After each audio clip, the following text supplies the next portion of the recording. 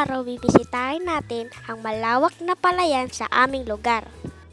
Ang palayan ay isang halimbawa ng yamang lupa. Kilala at sikat ang pasyalan na ito sa aming barangay dahil sa aking kagandahan ng birding tanawin neto at malaking benepisyo neto sa ating komunidad. Alam niyo ba, napakabuti ng lugar na ito sa ating ekonomiya dahil sa ganda at halaga ng ating palayan. Maraming mga kababayan natin ang nagkakaroon ng kabuhayan at trabaho tulad ng mga magsasaka at mga lokal na namimili. Mabilis ding na ibebenta ang mga lokal na produkto tulad ng masarap na bigas, kakanin at iba pang pagkain na nagmumula sa ating mga sakahan.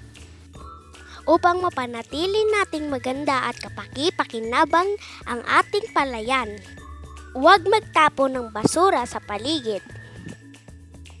Igalang ang ating kalikasan at ang mga magsasaka.